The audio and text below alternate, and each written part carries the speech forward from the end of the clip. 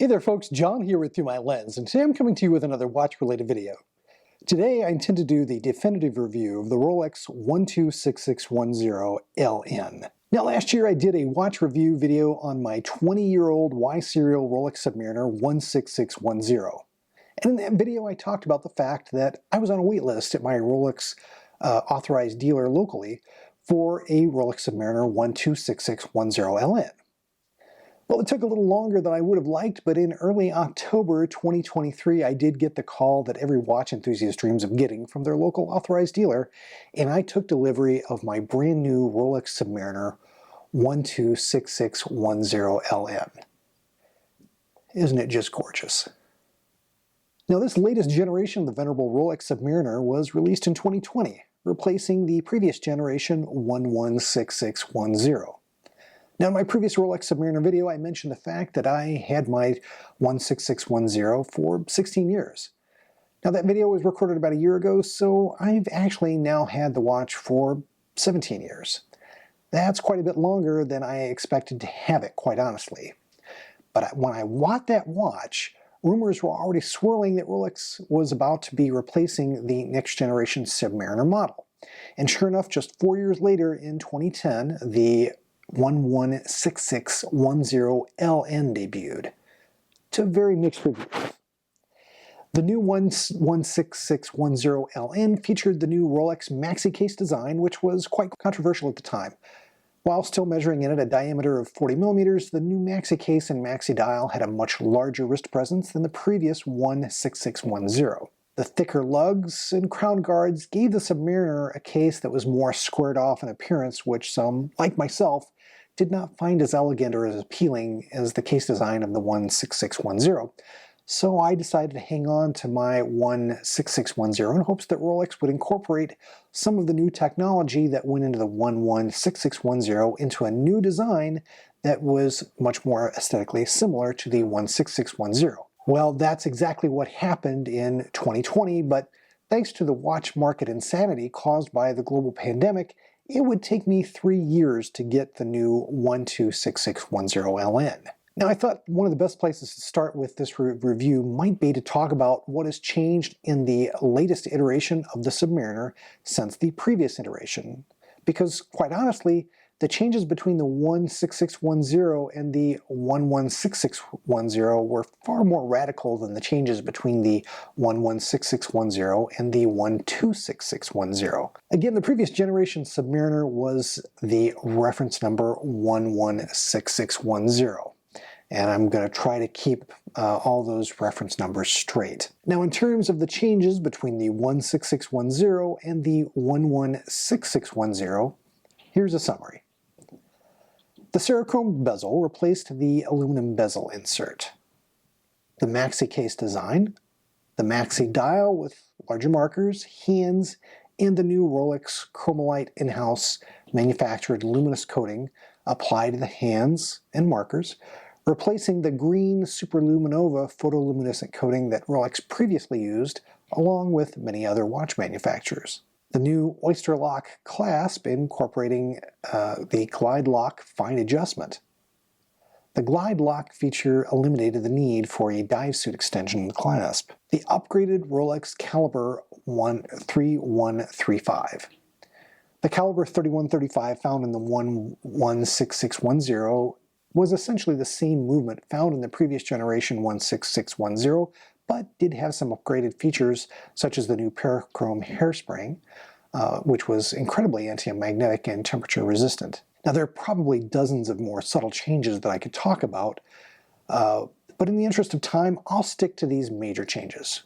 One minor change that I will briefly mention is the fact that Rolex is, starting with the 1166610, anti-reflective coating both the inside of the top side of the magnetic cyclops over the date window on the crystal. Now, the sapphire crystal is still anti-reflective coating under one side.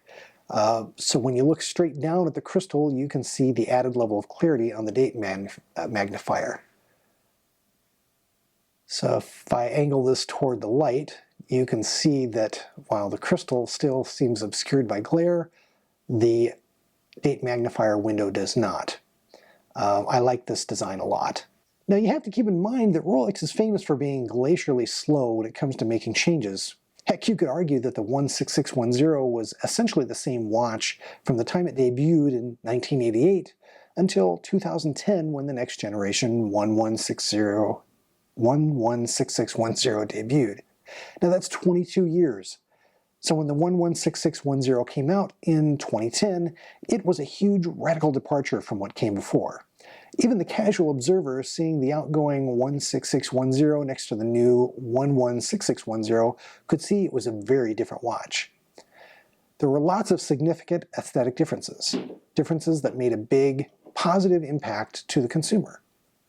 While the watch maintained its tool watch heritage, clearly the new direction was leaning more toward the Submariner being a luxurious statement piece. The new bezel had a much higher bling factor. The clasp felt and looked much more appropriate for a luxury timepiece. The larger hands and markers on the dial were appealing to the aging eyes of the consumer who tended to have the means to be able to pay for the price of admission for the Submariner. Now there are certainly other more subtle differences we could talk about, but let's go ahead and talk about the main differences between the 116610 and the 126610 Submariner. The more slender case lugs returning to a more elegant overall appearance. The diameter increased to 41 millimeters and lug width increased to 21 millimeters. The clasp was also wider by 1 millimeter. And the Rolex caliber 3235 replaced the caliber 3135. Again, the differences appear minimal, and to the casual observer, they may not even seem much of a difference between the outgoing 116610 and the new 126610. Despite the increase in dimensions, when you put them side by side, the new 126610 almost looks smaller than the 116610 because of the way the lugs are designed. Inside the watch, the changes are far more significant. Rolex has redesigned or changed more than 90% of the components which comprise the 3235 over the 3135 movement it replaces. Rolex was also awarded a total of 14 patents during the development of the 3235. Now from a usability standpoint, the biggest difference between the 3135 and the 3235 is the power reserve. When fully wound, the 3135 had a power reserve of just 48 hours, while the 3235 has a power reserve of 70 hours. Now another difference between the two movements that some users may detect is that Rolex now uses ball bearings in the movement rotor. This makes for a much more efficient self-winding function, but the rotor spinning on the ball bearings is now more audibly detectable than the previously silent self-winding rotor in Rolex movements. Now let me clearly state that when the rotor is spinning, it is by no stretch of the imagination loud. Now I've had many watches on ball bearings, and the 3235 is still nearly silent. Now if I hold the watch up to my microphone and I shake it to make the rotor spin, I can barely discern the sound of the rotor, and I'm guessing you won't be able to either. So still very quiet. Now like the Rolex caliber 3135 before it, the new Rolex caliber 3235 is a cost-certified chronometer, but Rolex has instituted its own accuracy performance standard for a movement to be met before it can have the Rolex superlative chronometer designation, which is a timing variance of no more than +2 seconds or -2 seconds per day. Now this is an incredibly strict standard as compared to the industry chronometry standard of for cost certification, which is an accuracy variance of no more than +6 or -4 seconds per day. It's also significant in that Rolex does this testing after the watch movement is installed in the watch case. Now only a few watch manufacturers submit their watch movements to cost certification testing. The procedure normally involves the manufacturer sending the uncased movement to the Cost Institute for testing, after which it's sent back and then installed in the watch case. Now more often than not, the observed accuracy of the watch that the consumer receives from the manufacturer after it's been sent the watch for testing is very different than the observed accuracy during the test. Transportation to and from the Cost Institute and then installation of the movement into the watch case can very much impact movement accuracy.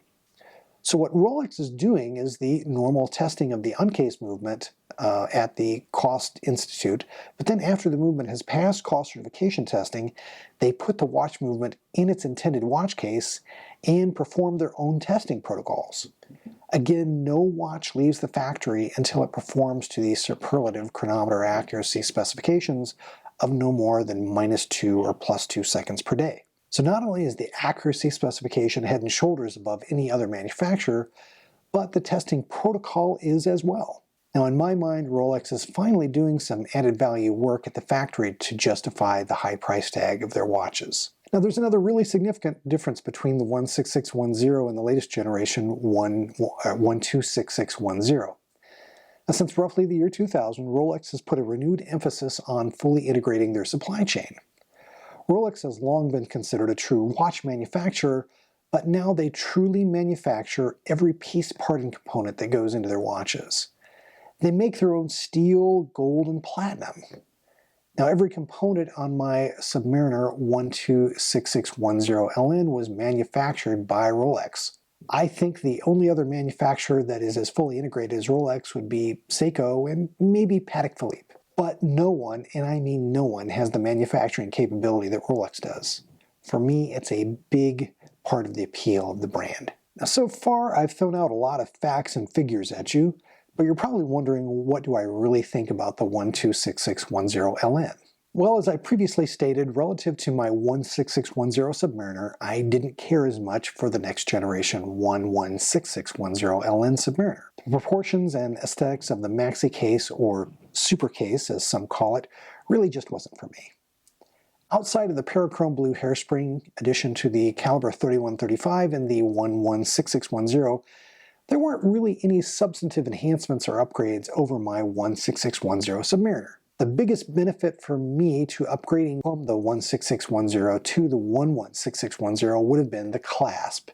And while functionally nicer, the new Oyster clasp did come with a potential downside relative to the 16610, and that's that the old clasp on the 16610 kind of hid wear and tear and scratches a little bit better than the new clasp did. It was a nicer clasp, but overall it just didn't overcome the fact that the 16610 was a step backward aesthetically, in my mind. Now the redesigned 1266610 removed my aesthetic objections to upgrading and added some huge improvements to the movement over the Rolex caliber 3135 found in my old 16610. Now granted, these are not huge night and day improvements that I'll see and feel in my daily life beyond the theoretical advantages of the increased power reserve, but I'm a very technical person and I'm fascinated by watch movement technology. And there's been, some modest improvement in embellishment, with the caliber 3235. In the past, Rolex has been criticized for not doing more elaborate decoration of their movements. Clearly, the movement is very well finished with some very nice winding rotor embellishment we've not previously seen,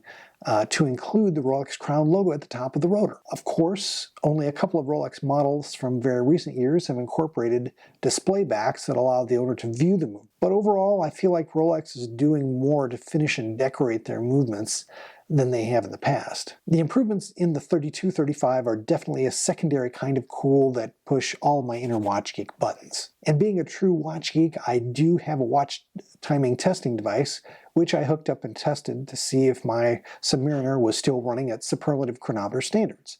And to my surprise, it was. Super impressive. Admittedly, for the longest time, I didn't wear watches over 40 millimeters in diameter. But in recent years, I have purchased and wear some watches that, while being over 40 millimeters in diameter, do wear smaller, like the Tudor Black Bay chronograph and the Omega Seamaster 300M, both of which I've reviewed on this channel. After regularly wearing both of these watches, I started noticing that my 16610 Submariner was starting to look smallish and a little less contemporary as compared to these other larger watches. The 41 millimeter diameter of the 126610 feels much more contemporary and less dated than did my 16610 in my collection. Now, one of my biggest fears coming from decades of aluminum bezel inserts in my Rolex sports watches was that the Serichrome ceramic bezel on the Submariner would be a little too blingy and reflective for my taste. As previously mentioned, I have the latest generation of the Omega Seamaster, and that incorporates a ceramic bezel into the design. And I have to say, I've really got used to a ceramic bezel, and I like it. The only other big difference for me on this 126610 as compared to my old 16610 is, again, the oyster clasp. In particular, the glide lock fine adjustment is a joy to use and such an improvement over having to use a tool to change the fine adjustment in the clasp. In every way, it's an upgrade over the clasps found in the 16610. Now, you do lose the dive suit extension that's found in the 16610. But here's a little tip for you. If the bracelet on your Submariner is sized correctly, you won't need a dive suit extension in order to get the watch to fit over a standard rubber dive suit. Now, what is sized correctly? Well, if it's a good fit, the glide lock final adjustment is out more than halfway. Then you should probably remove another bracelet link. This will give you more slack in the fine adjustment, which can then be let out to fit over a dive suit, or just to improve the fit and comfort during day-to-day activities. Now, the only downside I can see to the new oyster clasp is that this large flat brush surface is going to readily show wear. The design of the clasp on the classic 16610 Submariner is far more suited to being resistant to showing wear. Now, the other big upgrade for me is the legibility provided by the maxi dial. At 53 years old, my eyes aren't getting any better. The larger markers and hands do improve the at-a-glance legibility of my watch, which I really appreciate. In terms of low-light legibility provided by the chromolite phosphorus coating on the markers and hands of the dial, it's very good, and probably better than my 16610 Submariner. But given the extreme age difference between the two watches, it's probably an unfair comparison. It appears to behave quite similarly to the industry standard, which is superluminova. Is chromolite better than superluminova? I'll really need to do more testing in this regard to answer that question definitively. For me, the 126610 is an upgrade in every way over my 16610 and is yet still the spiritual successor the previous generation 16610 was not, which is really what I needed to be able to justify in order to upgrade from the 16610 Submariner. It's more contemporary in appearance, it has greater legibility and usability, and the wearability has improved as well. For my entire life, the Rolex Submariner has been considered the king of luxury sport watches. In my mind, the 126610LN maintains the Submariner's position at the top of the luxury sport watch food chain, and it's a genuine bargain when compared to some other challengers like the Patek Philippe Nautilus or the Audemars Piguet Royal Oak. As of this recording, the current retail price on the Rolex Submariner 126610LN is $10,250 US. Is it worth that price? Is any watch really? It's a tough question to be sure. But based on my experience with the 16610 Submariner, I have to say yes. I bought that watch 17 years ago, and I sold it to help fund the purchase of the new watch that I have here today. And I can tell you that I better than doubled my purchase price for my 16610 when I sold it. Now, even factoring in the maintenance costs, that's a great return on the investment for a consumer product that's used daily. Overall, I have to confess that I couldn't be any more thrilled with my new Rolex Submariner 126610. Long live the Rolex Submariner. Long live the king. Well, there you have it. There is my definitive review of the Rolex Submariner 126610LN. If you haven't done so already, I would encourage you to subscribe to my channel, as I'll be doing more videos involving this watch and comparing it to some others that I have in my collection. Take care, God bless, and I'll see you in the next video. If you've enjoyed this production from the Through My Lens YouTube channel. If you did, please click on the like button and do share the video on social media. If you'd like to see more content like it, please do subscribe to the channel, follow me on Instagram and Facebook, and do check out Through My Lens at www.throughmylens.org.